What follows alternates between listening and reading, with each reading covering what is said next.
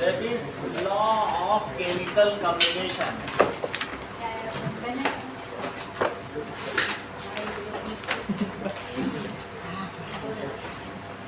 When chemical reactions takes place, then these are abided by certain laws. These laws are known as laws of chemical reactions. जब कोई chemical reaction होती है तो वो कुछ नियमों के अंतर्गत होती क्या? When chemical reaction takes place, so these are bounded by, ये प्रतिबंधित होती है या अबाइडेड बाय, उनके द्वारा गाइडेड होती है सर्टन लॉज. दीज लॉज, ये जो लॉज होंगे are called laws of chemical combination.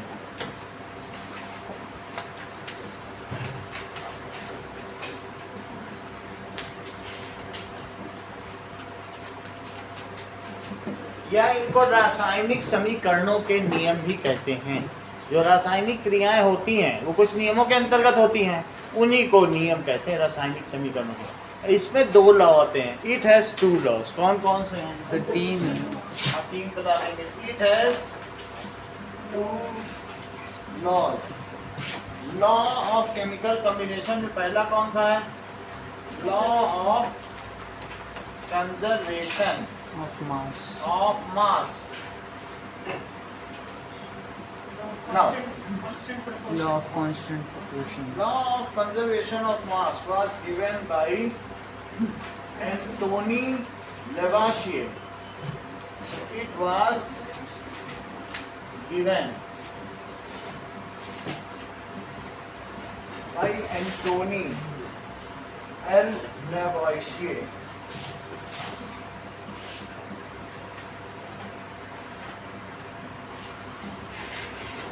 और इसके अनुसार क्या है कि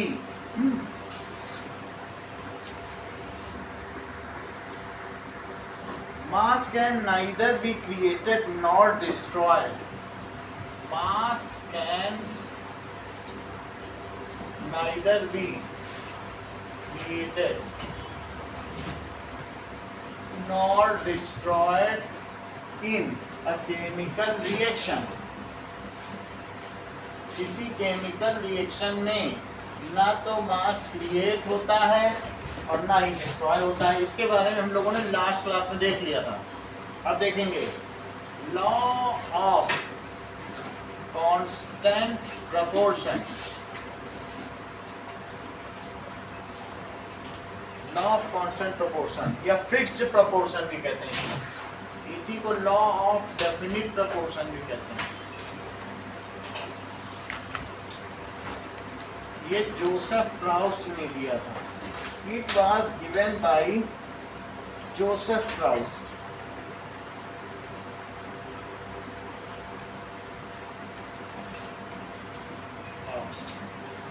तो इनके हिसाब से क्या है दैट इन केमिकल रिएक्शंस, इसको समझने के लिए हमें कुछ चीजें समझनी होंगी. ठीक है, तब ये समझ आएगा. जैसे हमारे पास we have different types of atoms. ठीक, तो अगर मैं कहूं कि जो H एटम है, फिर इसको कुछ जो सीरियली एटम्स हैं उनको आप याद कर लो. हा, ही, लीबे, बकनॉफ, नीना, मग, आलसी पस्कल और पीएस पस्कल कलर टीका. और कका स्कटी बातक. कितना याद रखो. देखो, हा, ही, लीबे, बकनॉफ, नीना, मग, आलसी, पीएस कलर टीका. फिर से समझो. जैसे लिखा है इसमें कुछ इधर उधर नहीं करना, बस वही लिख डालो, तुम्हारे सब बन जाएंगे. देखो जो मैंने लिखा हुआ है ना निमोनिक्स में, वही मैं लिखने ही जा रहा हूँ. पढ़ो. हा, ही, हाइड्रोजन लीबे, बकनॉफ, कार्बन नीना, नियॉन मग, magnesium, Al aluminium, silicon, phosphorus, sulphur. S colour देगा। बोलो बात समझ आ गई? अच्छा, ये जो एटम्स हैं, इनमें अगर मैं कहूं कि कोई भी एटम किससे बना हुआ था, बताओ? कोई भी एटम के सेंटर में कौन कौन से होते हैं? प्रोटॉन और न्यूट्रॉन। प्रोटॉन्स और न्यूट्रॉन्स। न्यूट्रॉन्स, और बाहर में क्या होंगे? इलेक्ट्रॉन्स। इलेक्ट्रॉन्स।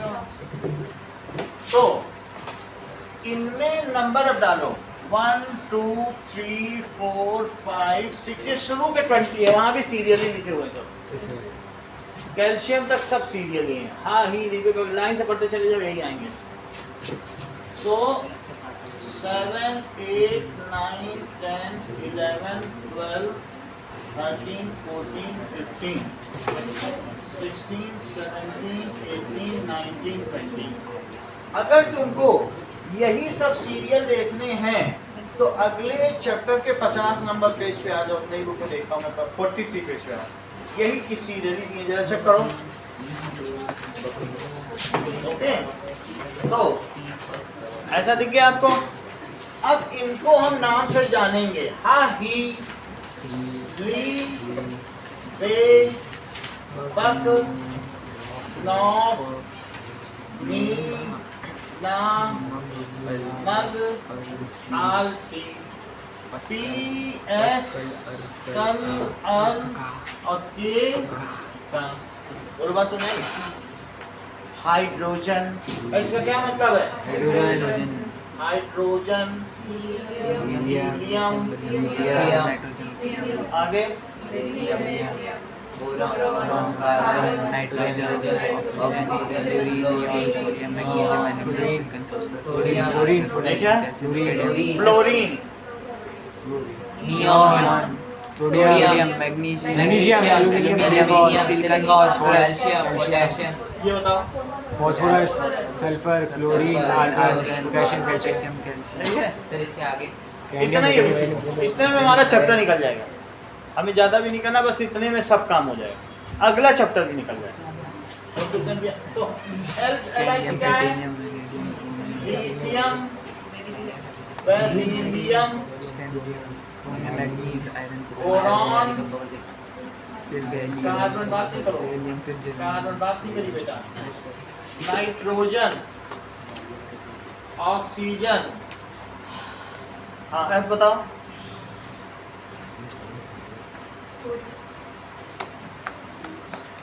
क्लोरीन, एक और बताओ जस्मिता। नियॉन, सोडियम,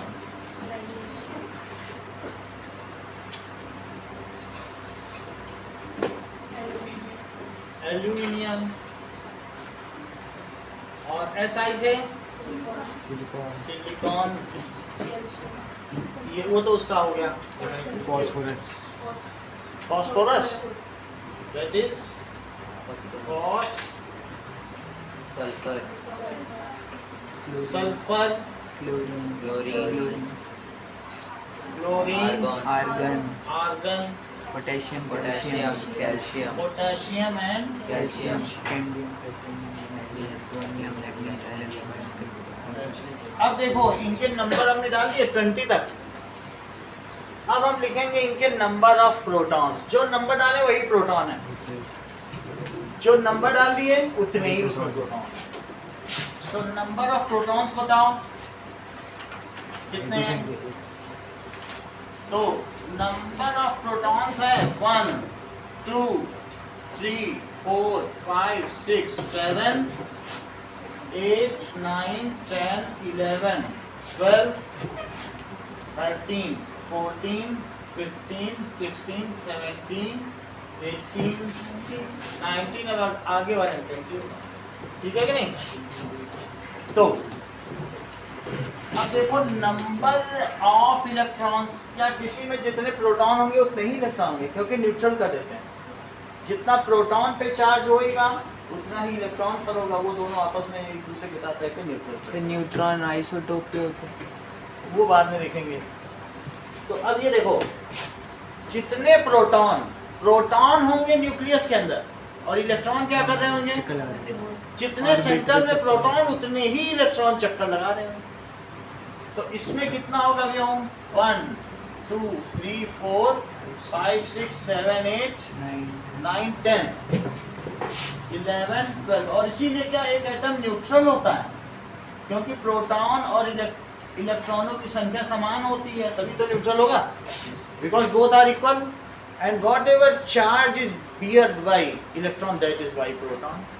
ठीक है, अब देखो नंबर ऑफ न्यूट्रॉन की भी बात कर ली जाए तो इसमें कोई न्यूट्रॉन नहीं होता, इसमें कोई भी आयुष न्यूट्रॉन नहीं होता, इसमें 2 न्यूट्रॉन। बात समझ आ गई? अब जरा देखो 2 न्यूट्रॉन इसके ऊपर हो गए। 4 अब इसके बाद यहाँ पर 4 आप ये देखो कि 1 अब बढ़ जाएगा, 2 के बाद क्या होगा? यहाँ से 1 बढ़ना शुरू कर जाएगा, और यहाँ 7 लिख लो, यहाँ 6 लिख लो। पहले जिसमें इक्वल इक्वल है वो लिखवा दें, सही है। कार्बन में नाइट्रोजन में 6 हैं, जो देखो तीनों एक जैसे हो गए, आसान है ना याद करना। कार्बन, बक, नॉफ, इन सब में एक जैसे। और आगे बढ़ो, क्या इसमें भी एक जैसा? मैग्नीशियम में भी एक जैसा। अगर तुम्हें देखना है तो तुम इस टेबल में देख सकते हो, पेज नंबर 43 देखो जरा, तो तुम्हें वही चीज याद हो जाएगी। पेज नंबर 43 देखो, तो दोनों चैप्टर फिर हमें समझ में आ जाएंगे, क्योंकि कॉम्बिनेशन वाला भी आ जाएगा ये वाला। देख लो, सिलिकॉन में 14 और अब देखो सल्फर में 16, और इतने जो सेम वाले लिख दिए। अब बाकी में एक बढ़ा बढ़ा के लिख दो। मेरा कहने का मतलब है कि शुरू के 2 छोड़ के अगले 3 में बढ़ाओ, 2 छोड़ा 3 में बढ़ाया, फिर इसमें बढ़ा देना फ्लोरीन में, फिर सोडियम में बढ़ा देना, एल्यूमिनियम में बढ़ा देना, फॉस्फोरस में बढ़ा देना, और इन सब में बढ़ा देना, बाकी इन सब में नहीं बढ़ाना। ठीक है, अब देखो 2 छोड़ के 3 में बढ़ाओ, जरा बढ़ाओ। 3 प्रोटॉन 4 न्यूट्रॉन। कितने न्यूट्रॉन? 4 न्यूट्रॉन। इसमें इससे एक ज्यादा, प्रोटॉन से एक ज्यादा कितना होता है? 5। इसमें भी इससे एक ज्यादा करो, 6, सही है। और इसमें भी एक करो, 9 से एक ज्यादा। इसमें भी इससे एक ज्यादा करो, 12। और इसमें भी एक ज्यादा करो, 14। इसमें भी एक ज्यादा करो, 16। इसमें भी एक ज्यादा करो, 18। इसमें 2 ज्यादा करो तो 20। इसमें भी एक ज्यादा कर दो, सही है। अब मैं बताने जा रहा हूँ इनके प्रोटॉन और न्यूट्रॉन के मास को एटॉमिक मास कहते हैं। यानी मुख्य देख लो, ये जो एटम का मास है ना, इन्हीं की वजह से है। बता, सर आर्गन का 22 लिखा है। आर्गन का 22 है ना, तो देखो एक प्रोटॉन इतना बड़ा होता है, कितना बड़ा, और एक प्रोटॉन में अगर एक छोटा सा इलेक्ट्रॉन बैठ जाए तो क्या हो जाएगा? न्यूट्रॉन हो जाएगा। प्रोटॉन से 2000 गुना छोटा इलेक्ट्रॉन है। कितना छोटा है? 2000। तो वास्तव में जितने यहाँ लोग हैं उनकी संख्या जोड़ लें और हर एक को 40 kg मान लिया जाए आप सब लोगों को, उतने ही तो लोग होंगे। अब कोई एक बच्चा उसने कहा मेरे हाथ में तो सर पेन भी है, तो क्या उसे कंसीडर किया जाना चाहिए? तो एक इलेक्ट्रॉन एक पेन जैसा है। तो मुख्य जो मास है उसके कंट्रीब्यूटर कौन कौन है? ये प्रोटॉन हुआ, और ये क्या हुआ? न्यूट्रॉन है तो न्यूट्रॉन हुआ। अगर उसमें एक इलेक्ट्रॉन बैठ भी गया तो क्या उससे उसके मास में कुछ अधिक फर्क पड़ने वाला है? तो मुख्य मास किसका हुआ बोलो? प्रोटॉन और न्यूट्रॉन का। तो अब ये तो तुम्हें पता चल गया। अब इन्हीं में मैं इनके और इनके मास को सम करूंगा और तुम्हें भी सम कर लेना, उसे यू कहना, दैट इज, उसको कहते हैं atomic mass. What is atomic mass? The sum of mass of all protons, neutrons and electrons. बोलने के लिए कह रहे हैं इलेक्ट्रॉन, लेकिन मन में नहीं रखेंगे, क्योंकि हमको मालूम है वो इलेक्ट्रॉन तो बहुत ही छोटा है। तो अल्टीमेटली हमें इनमें जोड़ना किसको किसको है बताओ? तो अगर मैं आपसे कहता हूँ आदित्य कि इसका एटॉमिक मास बताओ जरा हाइड्रोजन का, तो इसको इसको जोड़ना, जो पहली वाली लाइन है और न्यूट्रॉन, इनको जोड़ के जरा लिखो, यहाँ बताओ कितना लिखोगे। वन तो 1 U लिखेंगे। क्या लिखेंगे? यू अच्छा, हीलियम का एटॉमिक मास बताओ। फोर जो मैं तुमको बता रहा हूँ उसको तुम्हें अगर अपनी बुक में देखना है तो तुम पेज नंबर किस पे देखो, दैट यू इसी चैप्टर में देखो, पीछे नहीं जाना है, जो भी हम लोग चैप्टर पढ़ रहे हैं यहाँ देखो, क्योंकि इसमें इसी में ही एटॉमिक मास दिया गया है, अगले चैप्टर में नहीं। इस चैप्टर में दिया एटॉमिक मास दिया है। पेज निकालो, 29 पेज।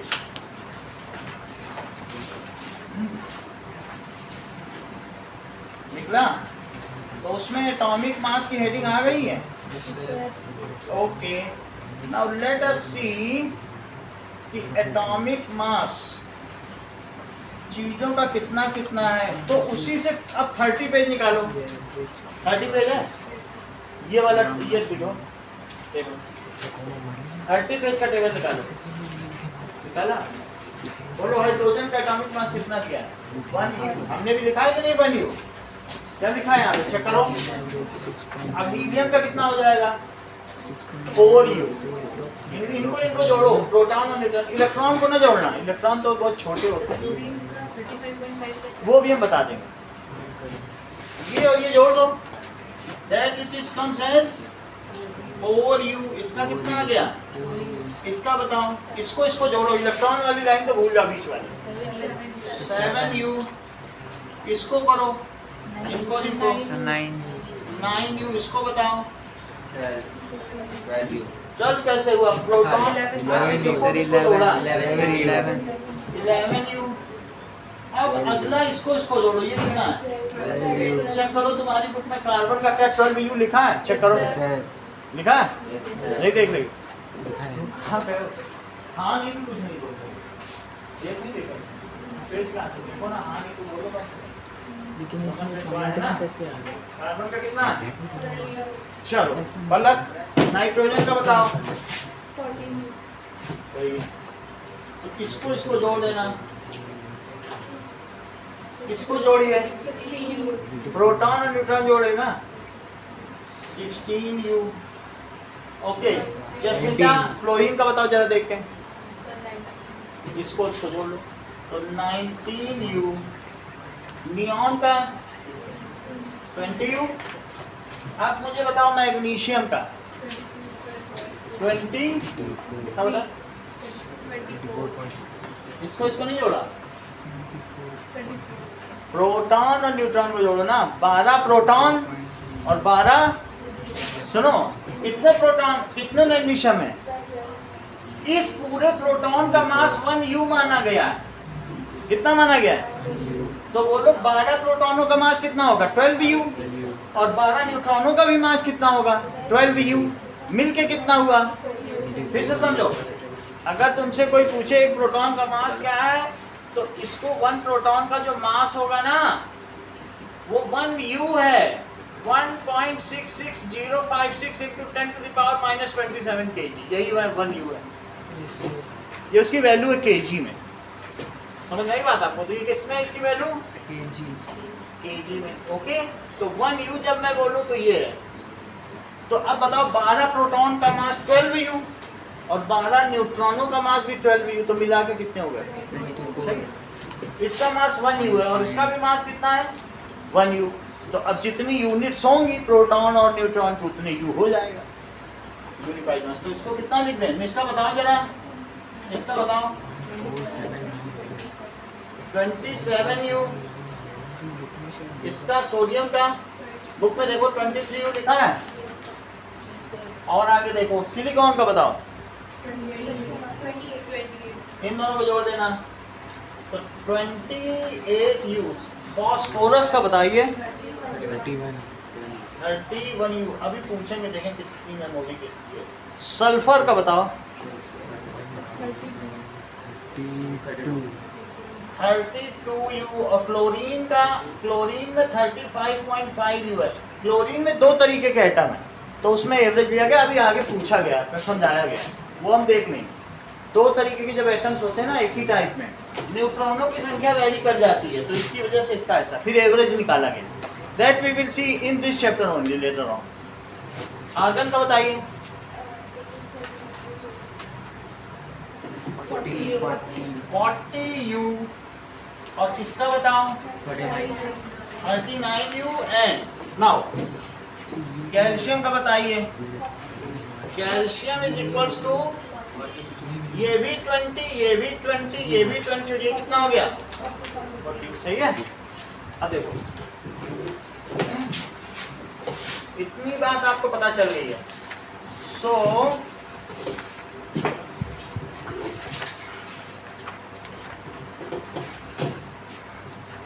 ये रहेगा आपके सामने write name and symbols of first 20 elements जिस निमोनिक्स के आधार पर करना है, ये लिखी रहेगी right symbols and name of first 20 elements. वैसे तो 118 एलिमेंट्स है लेकिन हमारे लिए 9 में सिर्फ 20 एलिमेंट्स हैं। फर्स्ट 20 एलिमेंट्स सिंबल और नाम दोनों लिखना and write their number of protons number of electrons and number of neutrons. Neutrons में तुम्हें अब अपनी तरफ से ध्यान रखना पड़ेगा कि 2 छोड़ के 3 फिर कितना है 3 छोड़कर 1 फिर 1 छोड़ना है 2 छोड़ के 3 पहले 2 छोड़ो फिर कितना छोड़ो बोलो 2 छोड़ दिया फिर इसको देखो 2 छोड़ के 3 ले लो फिर इसके बाद F वाले में होगा Na में होगा फिर Al में होगा इन सब में एक एक बढ़ाते चले जाना फिर उसके बाद फॉस्फोरस में होगा और फिर इसके बाद ये आपको खुद ही करना है। जो ज़्यादा फेमस है उनमें कुछ चेंज नहीं है और जो बहुत वैसे हैं उन सभी में चेंज है। अब आपको इसमें क्या किया जाए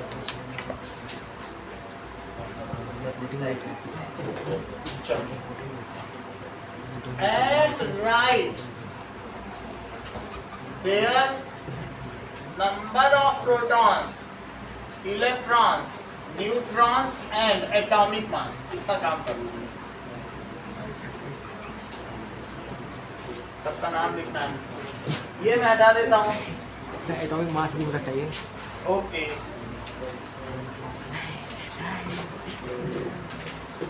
बुक में अपने चार्ट में देख सकते हो जो मैंने पेज नंबर 43 दिया है वो वही रहेगा। तो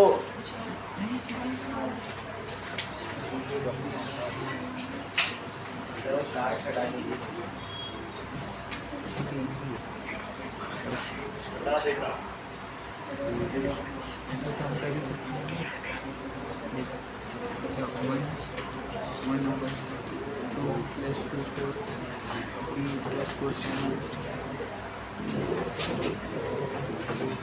ओके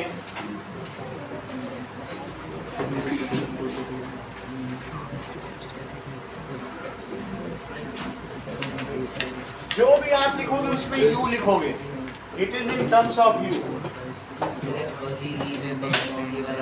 हाँ ये रखो अभी एक दो दिन लगेगा फिर सीख जाओगे फिर से बना लेना। इसके बाद हाँ तो आयरन फिर पोटेशियम पोटेशियम 39 और 40 39 और 40 लिख देते हैं 39 प्लस 40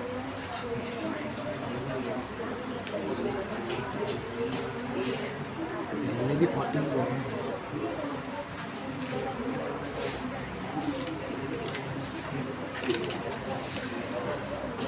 फिर वो पीएस तो सल्फर में चेंज नहीं होता पी में बढ़ जाता है। नहीं सर अगर पीएस है तो उसे पता चल जाएगा सर वहाँ पे हाँ कोई बात नहीं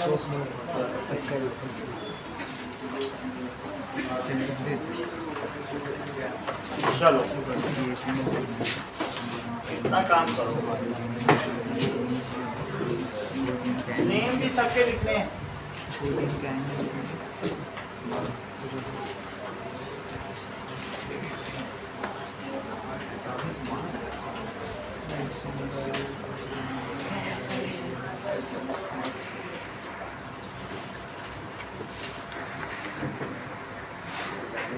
चलिए जमा करें।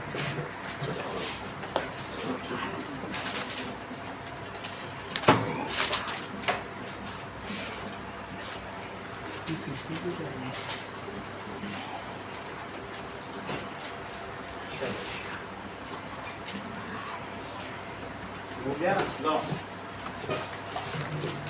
फिर हम और समझें।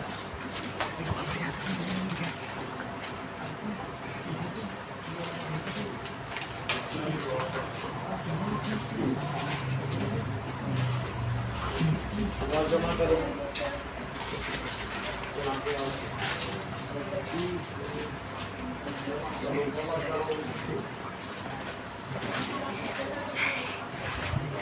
अब इतनी लक्षिता जमा करिए, इतना काफी है। 22 के बाद 20 चलो लाओ दे दो।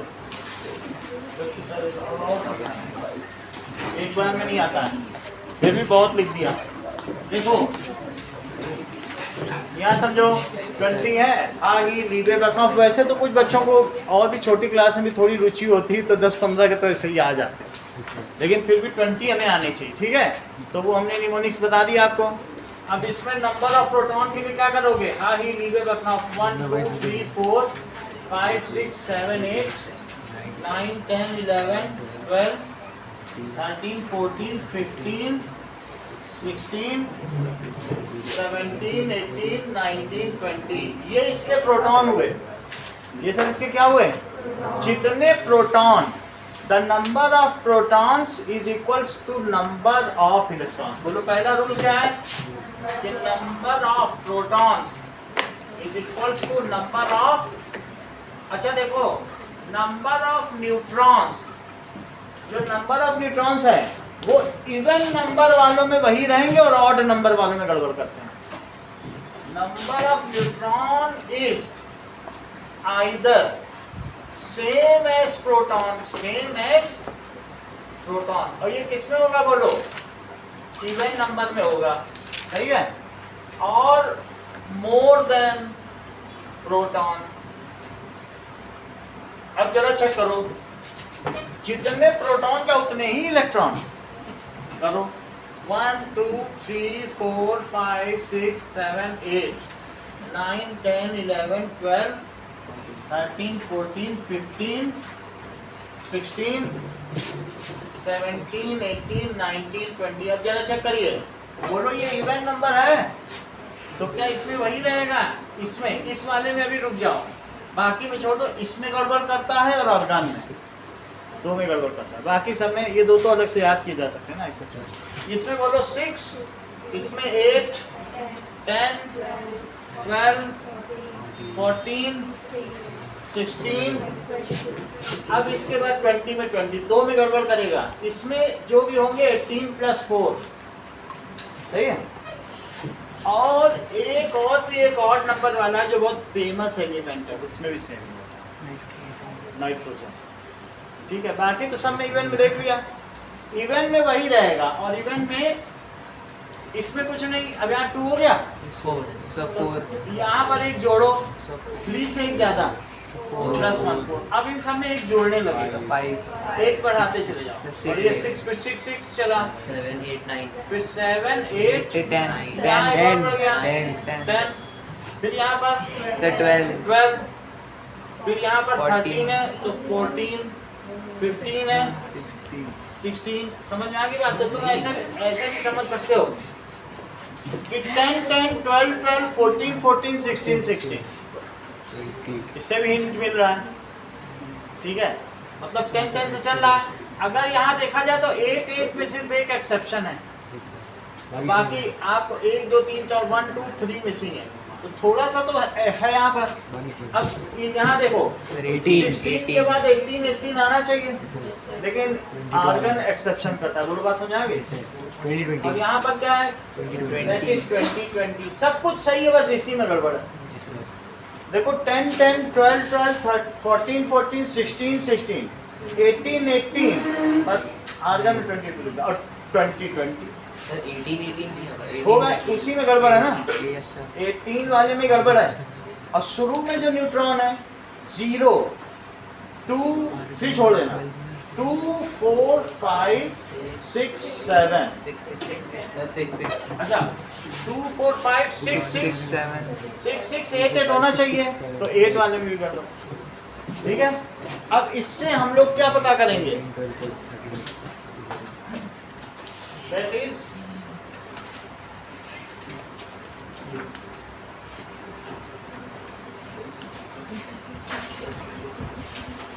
चलो अब बताओ इनको जोड़ जोड़ के बताओ एटॉमिक मास क्या होता है बोलो mass of protons plus mass of इन दोनों को जोड़ो 1 u इसको जोड़ो 4 u 7 u 9 u 11 u 12 u 12 u 14 u 16 u 16 u 19 u 20 u 20 u 22 23 u 24 u 24 u 27 u ये तुम्हारे पेज नंबर कितने में 23 पेज नंबर पे है ये तो बताई थी कौन 28 u नहीं 48 u कौन से पेज पे वो जो एक छोटी सी टेबल थी वो कौन सी छोटे भाई की यार 30 पेज ना 30 पेज पे ये है दैट इज 28 u फॉस्फोरस कितना है 31 u और ये 32 u 32 u अब आगे देखो यहाँ कितना है 35.5 इसमें एवरेज निकाला जाता है इसके परिवार में दो मेंबर हैं उनका भी एवरेज निकाला एक बार ही निकलता है ये देखो 40 u 39 u और इसका कितना है कितना पता चल गया एक टेबल और देखो 35 लिखा होगा तो जो तुम्हारे को सुनो फेमस है उनका याद रखो तुमको हाइड्रोजन का एटॉमिक मास याद रखना है हाइड्रोजन का एटॉमिक मास 1 u है कार्बन का बताओ ऑक्सीजन का नाइट्रोजन का मैग्नीशियम का भी बताइए सोडियम का भी बताइए जो बिल्कुल जरूरी है मैग्नीशियम एल्यूमिनियम सल्फर ओके और इसके अलावा किसका होगा कैल्शियम सल्फर के बाद और कोई है फेमस क्लोरीन का तो नहीं अभी बस कैल्शियम इतने का याद है। तो अब मुझे आप व्योम बताएंगे कि कार्बन का कितना है ठीक है अभी आपके पास भी आगे पूछेंगे इतने के मैं वर्बली पूछूंगा सबसे 12 u 16 u 9 है तो n पहले लिखो बस 9 14 u 16 u 23 u 24 u 27 u 32 u और यो 40 जब तुम ये सब तुमको इसलिए बढ़ाया गया कि तुम ये सीख सको और ये जब सीख जाओगे तुरंत ही मैं अपने डेफिनेशन पे आ जाऊंगा लॉ ऑफ कॉन्सेप्ट पर इसी को हमें सीखना है। अब देखो निष्का इसमें कितने बता पाती है बोलो हाइड्रोजन का एटॉमिक मास आप बताओ ओके नाउ ऑक्सीजन नाइट्रोजन अभी फिर से इतने का बताओ कोई तीन बताओ अपने मन से तीन किसकी जैसे एक और बताओ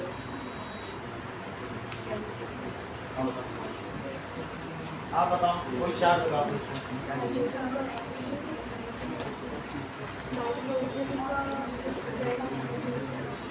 नहीं जो कॉन्फिडेंट हो वही बताओ ऐसे नहीं कुछ भी बताओ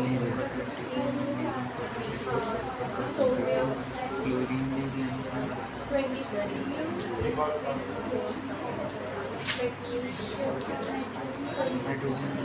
एक और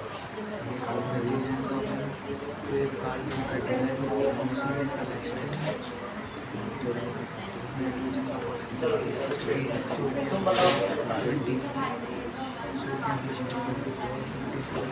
उसका एक का 27 एल्यूमिनियम का 27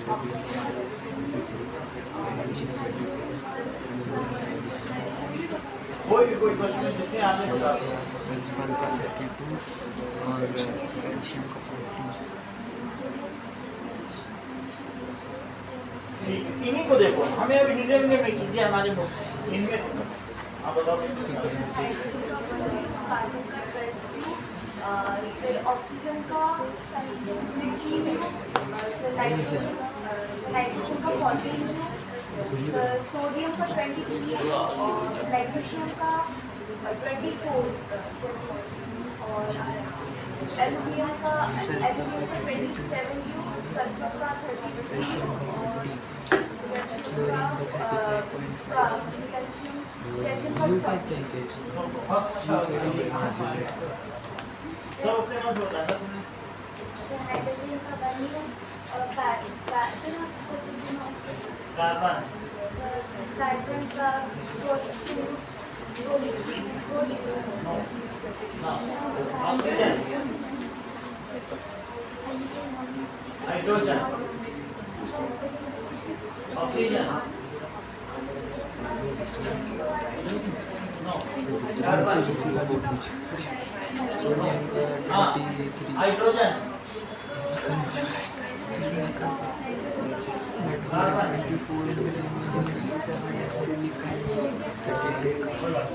हाइड्रोजन, कार्बन, हाइड्रोजन,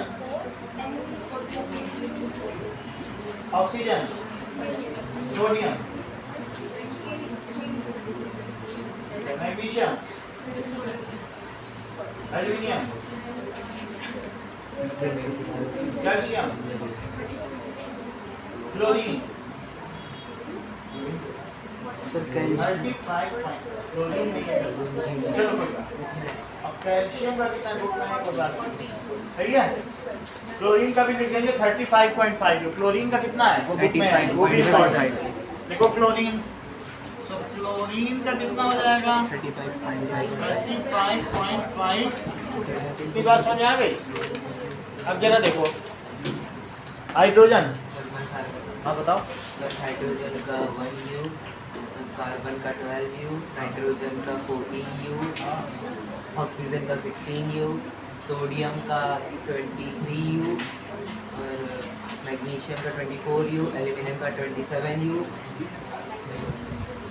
फिर सल्फर का 32U, क्लोरीन का 35.5U और कैल्शियम का 40U। सल्फर का कितना? सल्फर का 32U। Okay, now Pradyumna, chlorine, calcium, sodium, तो सोडियम का है sir 23, aluminium, sir 27, magnesium, magnesium 24, calcium, calcium 40, sodium, sodium aluminium, 27, nitrogen, 14, हाँ, कार्बन, ऑक्सीजन, ऑक्सीजन का 16 यहाँ पे आइंस्टीन का क्यों नहीं? आइंस्टीनियम भी है क्या? देखिए तो बोरियम क्लोरीन। नील बोर का क्यों नहीं चाह रहा हूँ? बोरियम में 35.5, कैल्शियम, क्लोरीन भी है, रदरफोर्डियम वोडी, ठीक है, हाइड्रोजन, और नील बोर का नाइट्रोजन। चलो इतनी बात समझ में आ गई। अब सबको ये चीज तो पता चल गई। अब देखो now, सर हाँ, सर आप इस वाले का प्रिंट आउट निकलवा दीजिए। इसमें क्या? इसका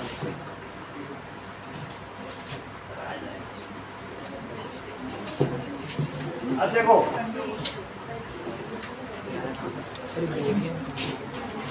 इतनी बात हो गई, समझो इस बात को कि किसी भी कंपाउंड में जब बहुत से कंपाउंड तो आप जानते हो ना, अगर मैं कहता हूँ वाटर तो एक कंपाउंड है।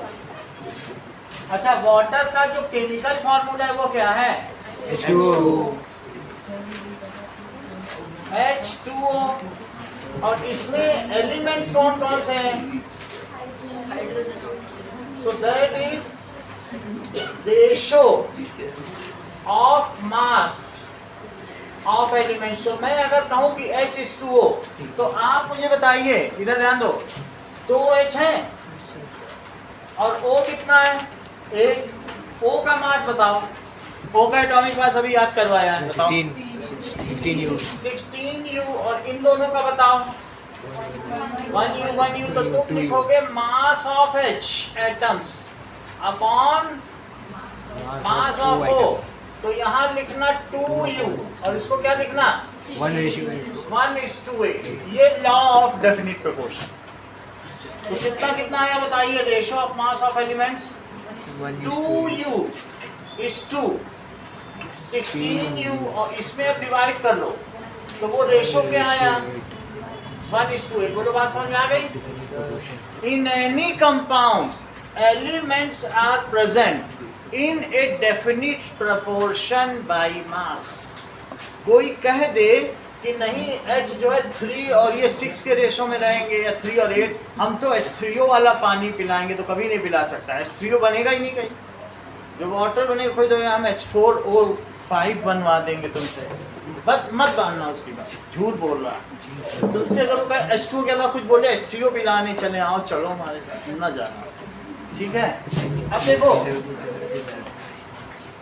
कार्बन डाइऑक्साइड, बोलो इसका क्या फार्मूला होता है? Chemical formula CO2। इसमें कौन कौन से एलिमेंट्स हैं? अच्छा कार्बन 1 है, बताओ उसका एटॉमिक मास कितना है? तो दैट इज 12U। ऑक्सीजन 2 है तो 2 के बताओ। 32 या 16 एक है ना, तो ऐसा मानो C 32 और 1 हो तो CO2 का कितना हुआ? 32 भाई एक ऑक्सीजन तो नहीं है ना, यहाँ कितने ऑक्सीजन है? 2। तो एक ऑक्सीजन का 16U तो 2 ऑक्सीजन के कितने हुए? 32U। तो आप मुझे इसका रेशो निकाल के बताइए सिंपल। तो अब ऐसे में 12U और अपॉन 32 में तो U और U काटो और 4 से इसको डिवाइड करो, दैट इज 3:8। क्या ऐसा कोई टेबल अगले पेज में आपके दिया हुआ है जो मैं ये करा रहा हूँ? चेक करो। अब देखिए ऐसा कोई टेबल आप लोगों को मिला? मुझको तो मिल गया, क्या आपको मिला? Yes sir. ये देख लो, मिला? Yes sir. अब देखो अमोनिया का बताओ। NH3 नहीं मिला? NH3 अमोनिया का किसी को फार्मूला आता है? जो NH3 वॉशरूम में जो स्मेल आती है वो अमोनिया, यूरिया में NH3। तो पलक मुझे ये बताओ कि इसमें N का कितना मास लिया जाए? मास ऑफ N और मास ऑफ H। 14U तो इसका ले लिया और इसका क्या है? क्योंकि इसमें 3H एटम है। अगर आप यहाँ देखें तो एक N में कितने H जुड़े रहते हैं? 3। तो जब 3 ऐसे जुड़े रहेंगे तो कैसा लगा जाएगा? 3U। क्योंकि एक H का 1U तो 3H का कितना? तो आप इसका रेशो बताएं। 14:2। सही है।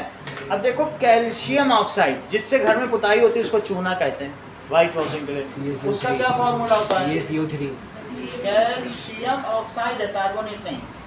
अच्छा कैल्शियम ऑक्साइड अभी बनवाना भी बताया जाएगा कैसे बनता है, थोड़ा एक पेज बाद है, लेकिन अभी पहले फार्मूला देख लें। तो CaO कैल्शियम ऑक्साइड, सही? साइड का O होता है। समझ लो इस बात को। कहने का मतलब है कैल्शियम ऑक्साइड जो मेटल है उनमें इयन लगाना और जो नॉन मेटल है उसमें आइड, सोडियम क्लोराइड। नॉन मेटल में निगेटिव चार्ज होता है। सुनो इस बात को, अभी हम आगे सिखाएंगे। NaCl जो मेटल है हमेशा मेटल नॉन मेटल से रिएक्ट करके कंपाउंड बनाता है। साइड का 2 माइनस है। वो सब बाद में देखेंगे, अभी कुछ ज़्यादा नहीं बताएंगे। ज़्यादा करेंगे तो फिर सीखने की चीज़ें सही ना, हमें अपना काम निकालना है। अभी आयंस पे नहीं जा रहे हैं, अभी वैलेंसी पे नहीं जा रहे हैं, कोर इलेक्ट्रॉन्स पे नहीं जा रहे हैं, वैलेंस इलेक्ट्रॉन्स कुछ भी नहीं बताया। अभी आप ये समझो बस ये है फार्मूला, इसको बस सीख लो, आगे तो बता ही देंगे कि कैसे आता है, वो है ही है इसी चैप्टर में। Yes sir. अभी मत सोचो कि क्यों है, कैंसिल हो जाएगा। अभी ये मत सोचो कि क्यों है, बस है।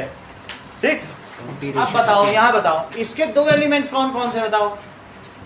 Ca और O। क्या तुम शानवी ये बता पाओगे कि कैल्शियम का एटॉमिक मास क्या है और ऑक्सीजन का क्या? इनको डिवाइड करो। 40U और इसको 4 से डिवाइड करो, 4 से हो जाए, 8 से भी हो जाएगा, 8 से करो, 5:2, सही है। ये भी आपको मिल जाएगा, 2 टेबल दिए हैं बुक में, 2 आसपास 2 दिए हैं, मिल जाएंगे। एक और नहीं दिए क्या? अगले पेज में देखो ना, चलो अब मैग्नीशियम ऑक्साइड की देखो। मैग्नीशियम ऑक्साइड, जब तुम फुलझड़ी जलाते हो तो जब फुलझड़ी जल जाती है वही मैग्नीशियम ऑक्साइड, जब तक नहीं जलती तब तक मैग्नीशियम है, और जल गई तो मैग्नीशियम ऑक्साइड। बोलो बात समझा? मैग्नीशियम ऑक्साइड, तो इसे क्या लिखते हैं बोलो?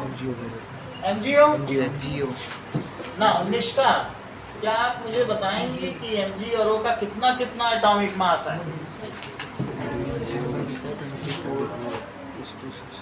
हर्षिता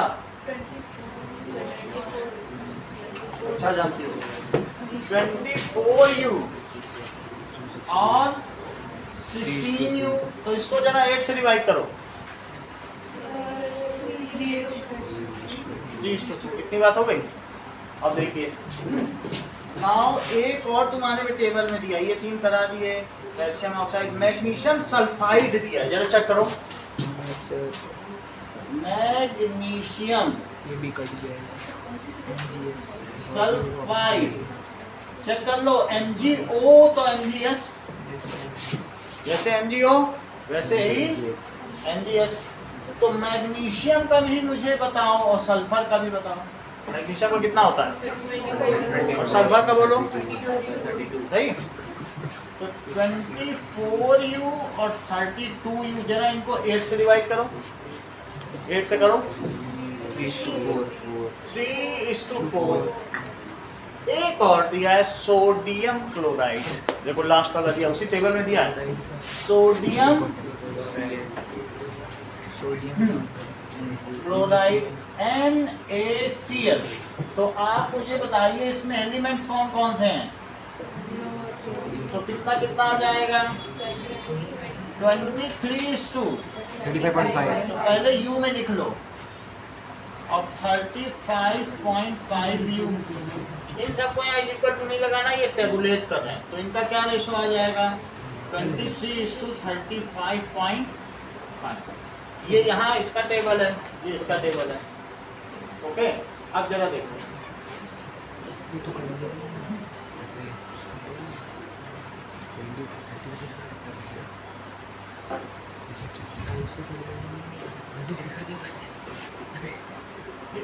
ये दोनों आपके लिए रहेगा, ये दोनों बनाना है, और ये भी पूरा लिखना है, ये रहेगा। ओके, इधर क्या लिखना है? आपको इन सब में एटॉमिक मास लिखने हैं। नहीं, उस वाले में। इस वाले में ये सब लिखना है, लिखना है। चलो अब देखिए, लॉ ऑफ डेफिनिट प्रोपोर्शन। अब ये जो हम लोगों ने पढ़ लिया, यही लॉ ऑफ डेफिनिट प्रोपोर्शन। इसका मतलब क्या है? ये जोसेफ प्लाउस्ट ने दिया है, एंड इट मींस, देखो, लॉ ऑफ कांस्टेंट प्रोपोर्शन। चलिए, लॉ ऑफ कांस्टेंट प्रोपोर्शन क्या कहता है कि इन केमिकल सब्सटेंस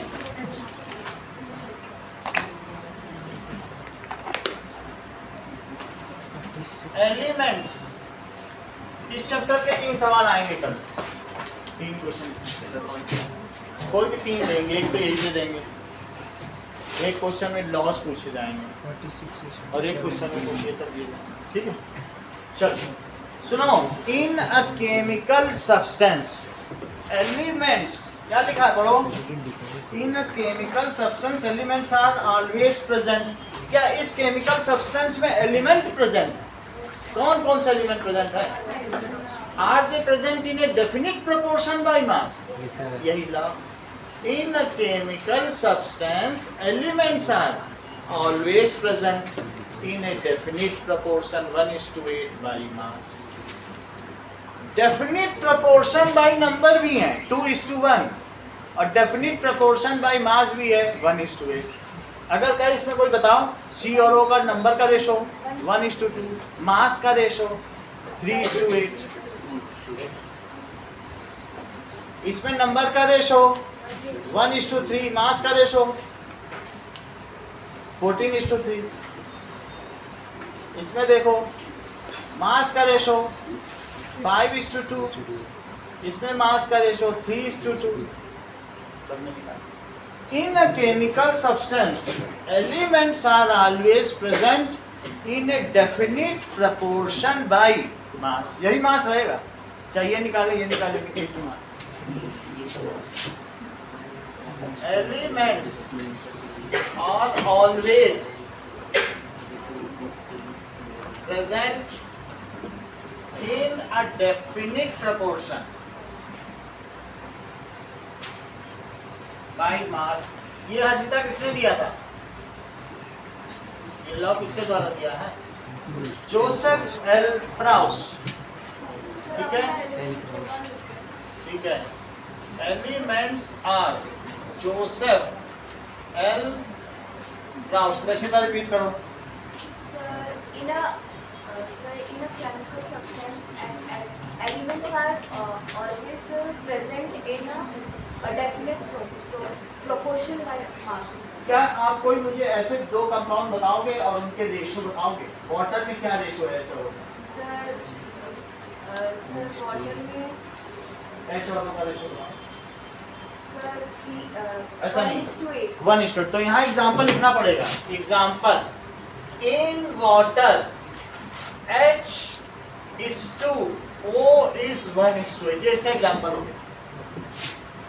वाटर में ये एलिमेंट 1:8 के रेशो में प्रेजेंट है। समझ में आ गई बात?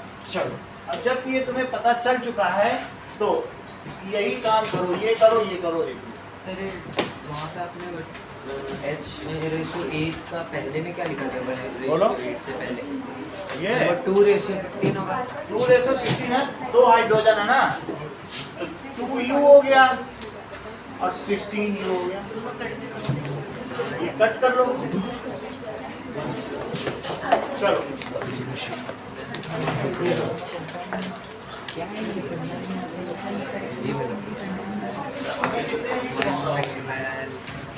ये इंग्लैंड के साइंटिस्ट थे और वो स्कूल के प्रिंसिपल थे।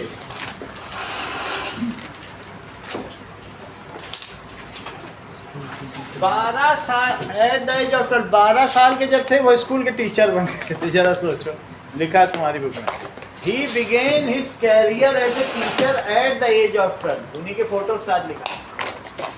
इंग्लिश कितने टैलेंटेड रहे होंगे कि 12 साल की उम्र में टीचर ही बन गए। अब आगे चल के वो उसी स्कूल के प्रिंसिपल बन गए। तो उसके बाद वो वहीं इंग्लैंड में, ग्रेट ब्रिटेन में, मैनचेस्टर में चले गए। मैथ्स पढ़ाने लगे, फिजिक्स पढ़ाने लगे, केमिस्ट्री कॉलेज में चले गए और टीचिंग और रिसर्चिंग करते रहे। उन्होंने बाद में अपनी थ्योरी दी, जिस थ्योरी को एटॉमिक थ्योरी कहते हैं या फिर कहते हैं डाल्टन का परमाणुवाद। अगर हिंदी में कहीं लिखा होगा तो लिखा रहेगा डाल्टन का परमाणुवाद और इंग्लिश में होगा तो डाल्टन्स एटॉमिक थ्योरी। ओके, इन्होंने वही सब बेसिक बातें कही जो इन दोनों लॉज में दी हैं या अभी तक हमने जो पढ़ी है, बस उसको कंपाइल कर दिया है। तो पहला रूल इन्होंने क्या बताया कि all matter is made up of, क्या बोला? All matter is made of very tiny particles called atom। ठीक है, इनको एटम्स कहते हैं। क्या इन्हीं एटम से ही कोई केमिकल रिएक्शन होती है और ये सब बनते हैं? ये सब कैसे बने? एटम एटम मिल गई तो बनाते हैं। So atoms only participate in chemical reaction, यानी केमिकल रिएक्शन में एटम्स बॉन्डेड होते हैं, एटम्स के बॉन्ड टूटते हैं, लेकिन एटम तो अपने आप में बना रहता है। तो वास्तव में किसी केमिकल रिएक्शन में कौन पार्टिसिपेट करते हैं? जैसे तुम ये सोचो, डिफरेंट ब्लॉक्स हैं खिलौने बनाने वाले, तो ब्लॉक से ही तो सब कुछ बनता है। तो पहला रूल क्या है? लो जमा करो और उसको देखो जो पढ़ाया जा रहा है, जमा करिए।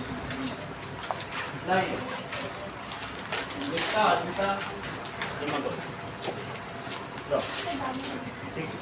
सो डाल्टन में देखो एक पोस्टुलेट दिया, इधर पढ़ो। All matter is made of very tiny particles called atoms. During chemical reactions क्या होता है? Atoms participate. कौन participate करता है? Atom ही तो मिल के बनाते हैं ना सब कुछ। So which participate in chemical reaction? Which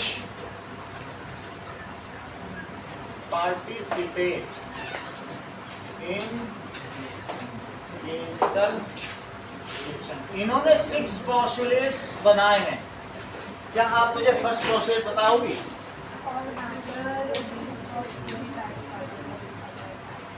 Which participate in chemical reaction? पहला postulate बताओ।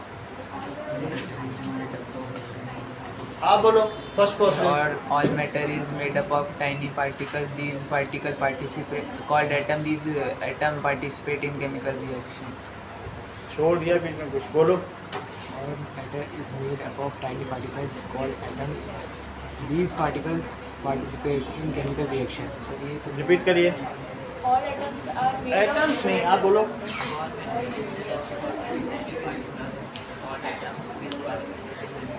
चलो अब रिपीट करो।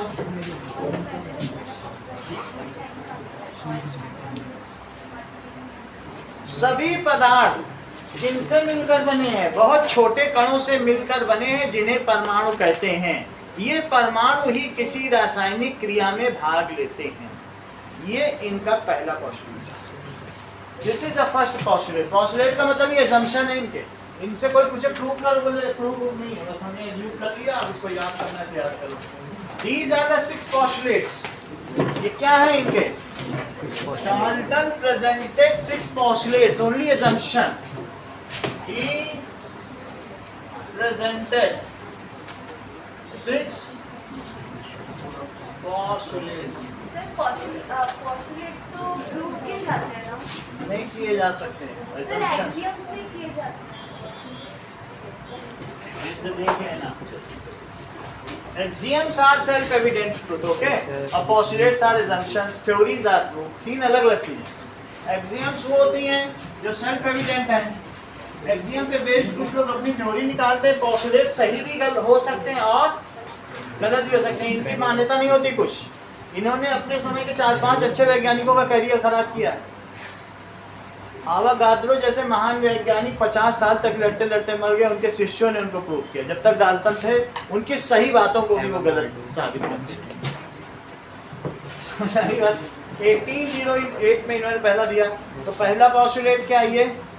अब सेकंड देखो, एटम्स आर अनडिविजिबल पार्टिकल्स। अनडिविजिबल पार्टिकल्स, ठीक है, which cannot be created or destroyed in a chemical reaction. ये किससे मिलता जुलता है? क्या किसी लॉ ऑफ कॉम्बिनेशन से मिलता जुलता है? लॉ ऑफ कंजर्वेशन हमारा ये सेकंड वाला वही का है। Undivisible particles which cannot be created or destroyed in chemical reaction.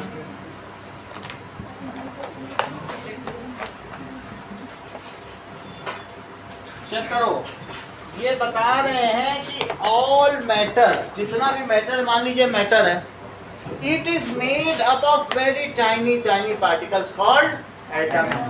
Atom is, ये जो परमाणु से बना है ये चीज, और परमाणु क्या है? इट इज अनडिविजिबल, ये अविभाज्य कण है। इसे ना तो सृजित किया जा सकता है और ना ही नष्ट।